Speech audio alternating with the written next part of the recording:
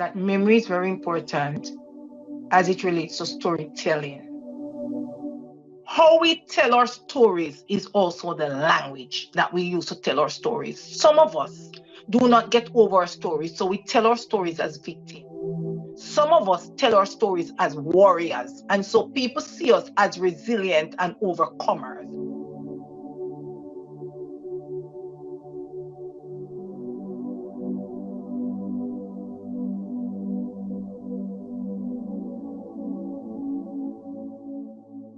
Gloria, Latifa, Dr. Gwen, and also you. Good to be here today. I I have listened intensely to the two colleagues gone before, and I am wondering if we should not allow them to continue. They have started so well, and they have set the groundwork so well. I want to move from that side as a curriculum and instruction specialist, as an educator, and also as an author. For those who don't know me, I'm Dr. Marcia Thomas. I'm a Christian leadership consultant and life purpose coach. I'm also a best-selling author 6 times, and I am also someone who write textbooks, literature, language arts textbooks for persons in disadvantaged settings who I detail their experiences so they see it in a book, they understand it, they solve problems for themselves and so on. And I also help persons who are completing their dissertation in their master's and doctoral programs to successfully complete in that way. I want to define memory first as a general term for the cognitive function that allows persons to recall what they have experienced, because I feel that memory is very important as it relates to storytelling. The difference, though, between memory as a cognitive function as against cultural memory is that cultural memory is a collective memory that is shared by a group or culture, meaning that it encompasses the shared experiences and the joys and the sorrows, the values and narratives that are passed down through generation. And these memories are really shared or stored in symbolic forms that we call rituals, we call celebrations, we call traditions, and certain aspects of our material culture. I want to go a little more in detail because I believe that our cultural memory, regardless of where we are from, is embedded in our personal interpretation of our experience and how we recollect these experiences and the knowledge as unique individuals and how we translate them into our lives and pass it down, whether orally or traditionally. So, for example, memory plays a very crucial role in how I remember terminologies and symbols in my culture. Anansi means that you're a big general, and anytime person calls you an Anansi, it's either you're a general or you don't want to pay the debts that you owe, and you are actually doing many things that are outside of the frame. It can also mean that you are cunning. It can also mean that you're a wolf in sheep clothing. It can also mean that you're a dangerous hypocrite. So there are terminologies that we use in our culture, in everybody's different culture, that means different things for different people. There are certain foods that are very symbolic. We have our national dish, for example, and so on. What I really mean is that in our personality and our habits and our routines and our patterns and how we understand the world is dependent on our personal interpretation of our memories. And in the short term, it can be that they persist as trauma, or in the long term, sorry, it can be that they persist as trauma.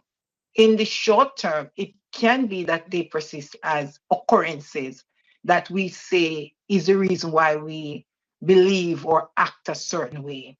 Let's look at the collective side of it, that shared culture or experiences or understanding of who we are, which cannot be exchanged, even if there's a personal interpretation that makes us want to reject who we are by virtue of our DNA, by virtue of our looks, by virtue of our our ancestry and our birth, persons give us that cultural memory. They pass it to us because of what they think they know or see about our own culture. So it's not something that we can actually escape, but it is something that can be denied. But cultural memory is really stored and transmitted through our rituals wherever we go, through our traditions, our stories, our monuments, and other cultural artifacts, and even how we associate with others.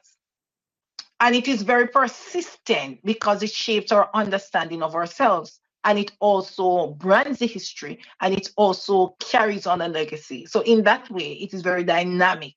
It's not static because it is constantly interpreted, reinterpreted, and adapted to, and actually carried on as a community of practice where we hold each other accountable, mutually engaged and accountable in each generation.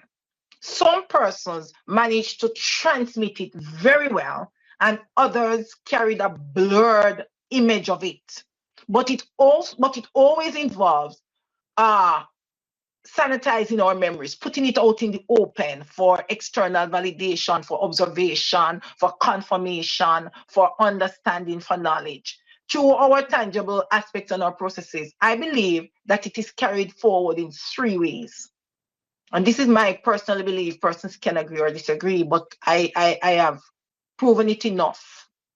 And I feel that the three ways that cultural memory is carried is through our language. We speak our own language. We embrace our language. We have the language as cues and also coded language that we ourselves understand, especially when we are in a particular situation or environment. This is what happens in the diaspora, is that different regions of Africa or the Caribbean have different codes of the same language that we use.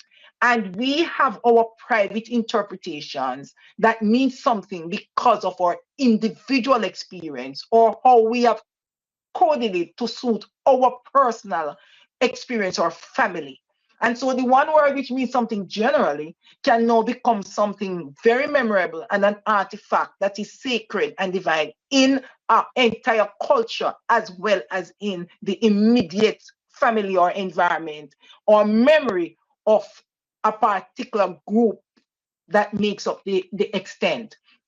Also, how we tell our stories is also the language that we use to tell our stories. Some of us do not get over our stories, so we tell our stories as victims. We carry that as a cultural heritage. So people see us as always victims. Some of us tell our stories as warriors, and so people see us as resilient and overcomers.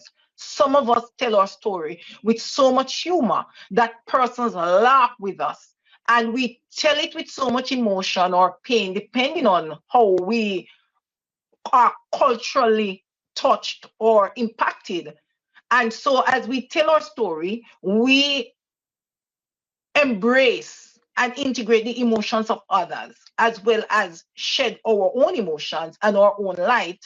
And even as we continue to retell the story, the language that is used will change if we are recovering, if we are healing, if we are persuading, if we are convincing. How we tell that story is dependent on what must happen at the time, because we are brilliant people and we have this survivor instinct because of what we have gone through and where we are placed or choose to place ourselves. The next way that we tell our stories, in my mind, is through our movement.